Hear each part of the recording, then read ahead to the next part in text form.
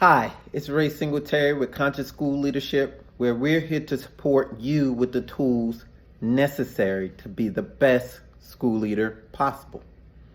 Today, we're going to continue our month-long series on how to make 2019-2020 your most amazing school year yet.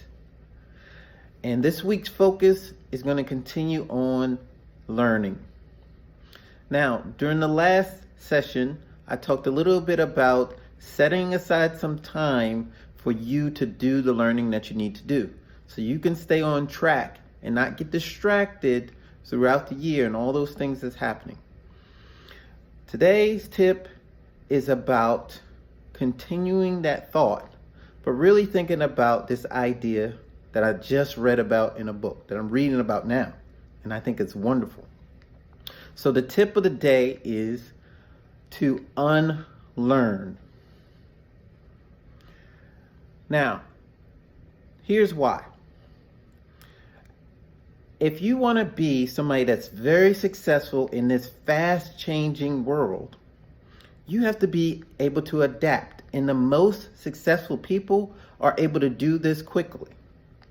This means that they're taking their old habits and they're throwing them away and bringing in new things based on what the needs are of the future. So this idea is that these habits that they formed that worked in the past are no longer working. So they need to be able to quickly identify that and get rid of it and start something new. So they have to learn a new habit. So for me, an example would be warm-ups in math class. Now, in the past, I did warm-ups, and what I would do is it would be from the night before. It'd be a few questions. Students would come in. I would expect them to sit down and start working on those problems. And what would happen is some of them would do it and do it very quickly. Others would be waiting for a long period of time, and others would not know how to do it at all. So it's been something I wanted to spend 10 minutes on, I would spend 30 minutes on, and students wouldn't be engaged at all. And so it would start them with a negative kind of outlook on the class. So I had to change to doing something that was more engaging at the beginning of class. So I had to adapt and change to number sense routines. And for me, in my classroom, that gave kids access to what we were going to talk about and their thinking around the mathematical idea.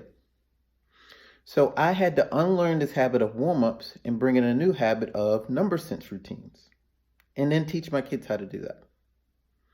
So for you, it might be something different. But my tip again is you have to be able to unlearn and adapt to get to something new, so that when you bring in a new learning, you can get rid of that old habit that's not working anymore.